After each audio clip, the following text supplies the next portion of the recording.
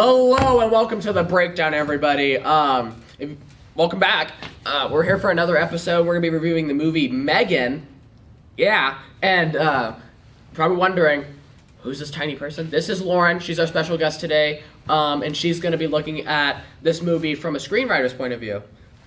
And just a disclaimer: this is a big spoiler. So if you haven't seen the movie, don't watch this. But yeah, so we're just gonna talk about M3GAN for a little bit. So we're going to start over here. We're going to work our way like usual. Right. Hey everyone, I'm Coy, and I'll be discussing the cinematography. So throughout the entire movie, I thought it was very pretty. Basically, you know, with every shot, it's obviously it's like the setting is like a modern world, so it's as pretty as it can be, without being like pretty.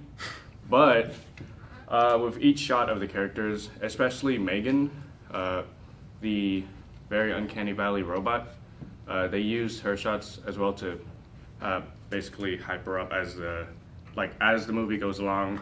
You know that she's getting like worse and worse, and also smarter. So she's able to figure all these things out and then do worse things as the movie progresses. You'll have these zoom in shots or like slow pans into like a shed, like a dark shed, to like really ramp up the sort of suspense. And then you'll get that final reveal or whatever, and it's like, oh, this is not what I was expecting, because M3GAN, I guess like halfway in the movie, she learns how to mimic voices, and that she uses that throughout the movie to like pretend to be someone, and then the camera will zoom in, and then she'll just like rise up out of the ground like a ghost. I don't know why she does that. But you'll have scenes like in the forest, mainly at the house. There's some at the scenes of her up close face singing various songs, and let's just say the theater found it very funny. Everyone in the theater found it very entertaining, as everyone was laughing, because so it will be like this very heartfelt moment or something. First it's heartfelt, and then there's like another part where it's supposed to be creepy, but it ends up just being funny anyway, because both times the entire theater just bursted out laughing, and it was I didn't know whether or not to laugh because it was supposed to be like serious, but it didn't pan out that way. No, I don't think I don't know if they intended it for it to be funny or not, but we were all laughing when we were in the theater watching this. It was entertaining. Oof. Man. I think that's all I got for cinematography. But it's visually very appealing, but it's sort of like the standard kind of appealing. Like, it's not a fantastic looking movie. It's just like, oh, this movie looks good. It holds up to the standards of other movies, and it's like nothing. It doesn't break any boundaries. It's just, hey, it's a good looking movie. All right, now for the fun part. I'm joking. What do you call it? The director for this film was Gerard Jardstone. I know that name sounds fake. I thought the same thing too, but it is not. It is a real person. And this is not the only movie they directed. They also directed Housebound, which is another horror film, which I have not had the pleasure of watching, which I will watch. Or displeasure. Yes, displeasure. I don't know. But he did really good with this movie. I will say that, because directing wise, he made the actors do like some crazy things, like all three of the M3GANs, because there's three M3GANs. The actresses for M3GAN just do some crazy things. Like, if you've seen in the trailer, they make her dance in very meticulous ways, and it's very, very cringy in a way, but it made for good laughing. But like, just even the camera movements and just like everything that this man like put in motion is just great, and the movie altogether is very. It's okay. I'd watch it again, but I'd probably be forced. But it was all right. I don't think I'd watch it again by choice. I'd probably be held hostage. But yeah, it was pretty good. I'd give this a good, ripe, sturdy 7. Don't forget the horse running. Oh yes, the horse running. Yeah. This is another thing. When we were in the theater, we were watching, and out of nowhere, I'm gonna spoil this. Spoiler. If you don't want to get spoiled, we already did it. If you're still watching this, it's your fault. But we were watching, and there's this scene wherever this kid takes M3GAN, because she's doll, basically, and takes her, throws her on the ground, and is like, "You're not gonna play with me. You're not gonna talk to me." And starts like pimp slapping M3GAN, and then finally M3GAN grabs him by the ears and starts yanking his ears, and then rips them off. And then this kid runs off, and then M3GAN gets on all fours and starts horse girl running after this boy, and then this boy gets hit by a car. Yeah, he gets just like rammed in the face. Slips off the hill, Oh. and he's just gone. Gone, like But straight it's up like- dead. And I was trying not to laugh, and even the detective in the movie was trying not to laugh because whenever they were interrogating someone, they were like, "The little boy got his ear ripped off." I shouldn't laugh at that. That's exactly what he said. And this movie made for really good comedy, but I don't know if they intended for this movie to be funny. I don't think And it was I don't think they supposed to did, because this is a Blumhouse movie, and most of Blumhouse movies are very like. And so, yeah. So either the director was good or bad, depending on how Someone's audience getting reacts. fired. That's all we know. Because Yeah. the trailers, I don't think the trailer shows off what How funny it is. Yeah, or no, that and what the movie actually is. Yeah. Because from people's reactions to the trailers, I haven't actually seen the trailer. I just went in blind for the movie. From what the reactions from the trailers, that people were expecting like a horror movie. Yeah. A horror movie kind of like suspense kind of thing, like Chucky. Like Chucky, maybe That's just what they were expect- expecting. I mean, that's kind of what it was generally. It's like if they took Chucky and like made it into a way that Gen Z would be like. And they gave it like a moral. Yeah, like, they gave it a moral. They gave it a really big moral because like this girl, the main character that we're following, I forget her name, Katie. but yeah, huh? Katie. Katie, yeah, The basic. little girl or the Little girl. Katie? M3GAN's the star. But Katie, her parents get dead. And parents get dead. And her aunt works for this big company called Funky. I know that sounds weird, but it's called Yeah. Funky. And she makes like toys, like electronic toys and stuff. And so she makes this like AI doll, M3GAN, to be her best friend essentially. And things just start going downhill really fast, just like her economy. Yeah, but like it's because- just like The AI that she created, that she couldn't comprehend. Basically, she put in a progressive learning AI into it, but it sort of grew faster and more complicated than she initially expected. Yeah. So it was able to like change on the fly and adapt to any situation because that's what she had put in her brain. Was that okay?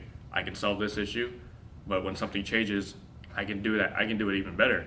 Yep. And it all leads to her gaining this sort of sentience. Yeah. Yeah. words. And then and then she just starts doing her own thing. Even to her, because she's paired with Katie. Yeah, And she Bluetooths herself to Katie by just touching her. Katie and Gemma, which is her creator, have control over her. So like, they can tell her like, oh, power off, or do this or that, or like take commands or like directories where it limits her to like not be able to do something. But then she ignores all that and just does her own thing. That's why that kid got his ear ripped off and got chased by a horse. And got hit by a car. Yep.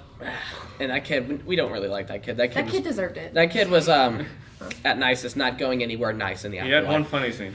Yes, one very funny scene that we're not allowed to say on His here. But redeeming yeah. quality was the one funny scene. But yeah, that was it. Back to the trailer, but what you get is first half like heartfelt story that Yeah. was actually it was like okay, that's pretty good. Yeah. And then it delves into what people were expecting from the trailers. Yeah, Which is like a murder. The trailer didn't do it any justice, really, if we're really talking about trailer-wise, because in the trailer, like how he said, was very, like, not more horror-oriented than what the actual movie is, because this is an SNL movie. This is a sketch. I swear, I was waiting for like the punchline towards the end. Like, this is not real. And even like there was a bunch of fake ads in this movie, and they were so funny. The guy that the lady works for, who makes the toys, made this commercial, and they used Katie, and she was like, "Yeah, my parents died in a ski accident, and I was very sad until M3GAN came along." And M3GAN's just like. And then the guy who owns the big funky place is just like, "Yes, this toy's great, even for people whose parents that aren't dead." And it's just so funny. Like I don't know if they meant this as a joke or not. Like I'm being very serious, but it's just hilarious. But yeah, overall, this movie it's alright. Because you can tell where like it was supposed to be a joke, like where they actually added comedic effects to it. And then there were the other scenes where you were laughing. You're like, okay, were we supposed to laugh at that? I don't even know. So we don't know. But yeah. On to You may speak. Okay, so acting-wise for this movie, the acting was very, I don't want to call it silly, but it made me laugh a lot. Again, we're not sure if it was supposed to be like a comedy or something, but the acting was silly for the most part. Especially in the part where Megan starts running on her 4 legs. I can't get that image out of my head. Like, she's like, she goes into like a transformer mode. She's like, and then just. Yeah, she like disjoints and does like, and just hops on all 4s and just starts going at it. I'm like, it was. But I mean, the actors that acted out, because there's multiple actresses for Megan, I think they gave a good performance without bursting out laughing every 5 minutes. I would never do it. It shocked me how there's 3 actors for Megan because there was like no difference. You can't really tell. And I just found that cool. But You're not Megan. But, yeah, performance. Yeah, but the performance-wise from the other characters besides Megan, I think, because there's David, the company. David, that's his he was name. like, I think he wasn't really the boss, but he was like the boss of Gemma, because he like kept giving her like orders to make a new prototype for stuff. He made for good comedic relief. He was funny because he was his own guy. He just did whatever he wanted to. Like he took suggestions and then did what he wanted to. So that's why he was like, it's even good for kids without dead parents.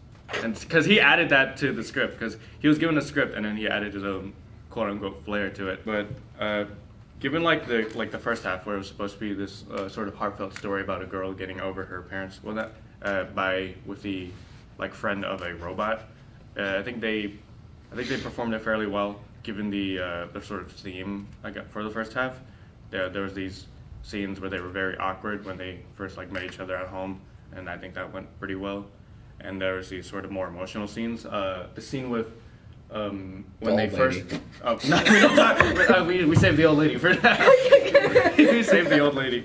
Okay, but specifically the scene when they first sort of publicly test Megan with Katie. Yeah. And how Katie's like, she's talking about, oh, I might forget what my parents, like all the stuff about my parents, all the stuff they said, and then Megan like voice records her memory of Katie, like Katie saying this memory, and then she records this and she was like, I'll remember these for you, so every time you want to listen to this memory, I'll play it and we'll listen together.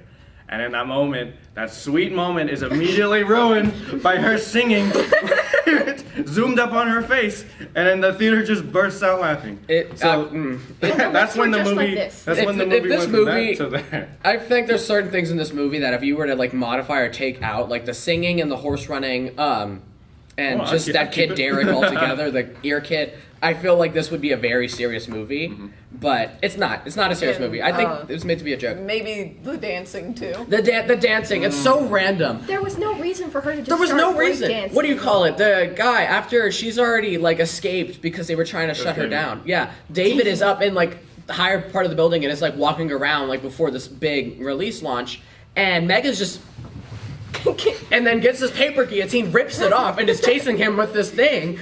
And then he ends up getting killed. And they were like 5 yards away from each other. It makes no sense. I don't understand. And then she gaslights the guy that saw her. The guy, she starts gaslighting the guy in the elevator, was like, I think you killed your boss. I mean, would you even want to live after that? And he was like, yes, I would love to live, yeah, please. Like, and then he like gets her, and it was so bad. And then the funniest thing ever though, and they were in the elevator when all that happened. And the lower part of the building, this lady's like getting all these people hyped up for this big release launch. And she's like, all right, I want to see smiling faces. I want to hear cheers. I want to hear all this. And all right, let's practice this real quick. And the elevator opens and she's like, 1, 2, 3. And this lady's just like, ah! She's like screaming bloody murder because she sees in the elevator what had happened. And it was horrible. But it was really funny. So the acting overall, I would give it like a 7. 7 seems very frequent. A 7.5 at best. I like the acting. I mean, Allison Williams was in it. She played Gemma, and I'm pretty sure she was in. I think it's another Blumhouse film called Get Out. She wasn't Get Out. Oh, yeah. And yeah, the acting was pretty good. I just found it a little silly. Personally, I really like the set of Gemma's house. It gave very much a modern vibe, very much like she works on tech stuff, which she does, which is a good way to characterize her character, I guess would be the right term, right? Yeah, like she's very Silicon Valley. Yeah, very Esque. modern. It's very, very much like an independent woman that's like, I don't want children or like a man or whatever. Like Megan's design gives very uncanny valley. Like you can't tell what's wrong with her face. I think it's something to do with her eyes. In They're the beginning, really wide. even in the beginning, whenever they're putting her together and they have like this rubber like baby mask and they're putting it on her, and the dude's trying to fix it, and then the boss walks in and her face is like this. It's like contorted, like it's doing. Like apparently there's something. In the beginning, she looked like that guy from the Goonies. Hey, you got! That's how she looked in the beginning. Yeah. Wow. But it's like so uncanny. Just like look at her face. Like it's like the definition of the uncanny valley. And her eyes just seem too wide and like too knowing almost. She's like a Bratz doll. That was something I noticed in the trailer before I saw it. She looks very, like, it doesn't look like it's meant to make you scared, but it, like, still does. Just because her eyes are, like, they're... She's like an LOL Yeah, doll. because as the movie progresses, first you start off as like, oh, she just looks weird, but at least she's like, just a robot. It's like, is somewhat innocent looking. But her eyes don't change. Like, throughout the movie, they don't actually change. But as the tone of the movie shifts, her eyes are like different. Like you perceive it as different because she's got this new murderous intent, and you can see it in her eyes as the movie progresses. It's like, whoa. I'm not sure if anyone else noticed this, but she seemed more robotic in the beginning and slowly got more human, like walking and doing manual stuff, like coloring. Like in the very beginning scene, she's coloring and it looks very robotic and fake. And then she starts doing other actions throughout the movie, and it seems very human. Like it would be hard to tell if she's like you saw the back of her and she was doing something, you wouldn't be able to tell that she was a doll. Oh no, that happened in the movie too, didn't it? I think so. Yeah, whenever what do you call it? Why is your daughter looking through the window at 3 a.m.? Yeah, there's a scene. There's the neighbor of to Gemma is this old lady with her dog. Well, what was her dog? And spoilers, but yeah, and she what do you call it? Megan would just sit there in the morning, I guess, and just like charging, and the old lady would see it, and then one day her dog goes missing, and so she thinks that Megan killed her dog, and to her surprise she didn't. She ended up taking her life too. But yeah, Yay. it was very. She was an annoying character. I didn't like She her, was. so. She was. I know you did it. I know you did it. I know you did it, Gemma. You killed my dog. And I liked Megan's outfits. They felt very like doll-like. Like they felt very extreme. Like I had dolls that would wear the same stuff that she would wear. The bow. The bow and the dress and They should have a cap on at some point. yeah. And it's very much like dolls that I had when I was a kid. But obviously they didn't murder people. Well, they're no fun. I'm just There's no fun. I mean, there's choking hazards, but not like a choking hazard. So Megan Personally, is a my choking Monster Highs hazard. didn't go and kill people. Megan is a choking hazard in Unless herself. they did. No, they didn't. I hope not. I also loved the other robot that's in there that she made in Bruce. college. Bruce. Yeah, Bruce. Bruce. I loved the design. Like he didn't look very human, but he was obviously created to kind of look human, but He was kind of Big not. man. He was cartoonishly like proportioned. He was just made to be like It was like if- a robot. He was designed to look like a robot and It's like if function as someone a took the robot. Jetsons and like modernized it. It's almost what's that look like. Yeah. I really like that. I like how progressively throughout the story, at the very beginning, Katie's room that she moves into, it's like more of an office and workout space for Gemma.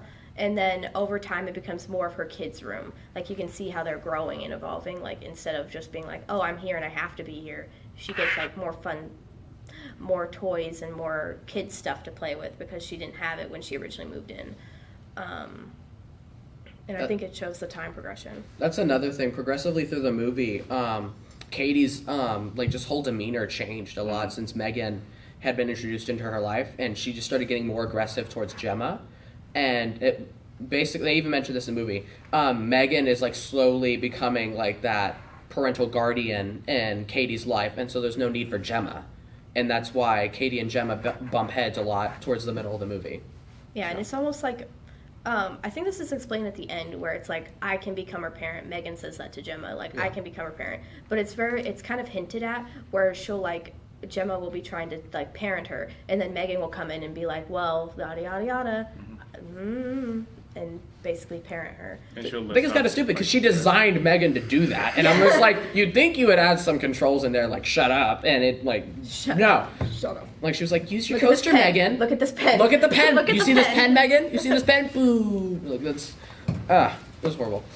All right, so overall, what do we rate this movie? I mean, some of us have already said what we rated this, but solid 7. 7.5. Seven. Honestly, 7. 7 seems like the running number for this Yeah. movie anyway. I mean, like, if I saw this movie as a child, it would make me want to burn all my dolls, so it serves its point. why would you need to do it? Megan can do it for you. I'm just, Megan can do it for you.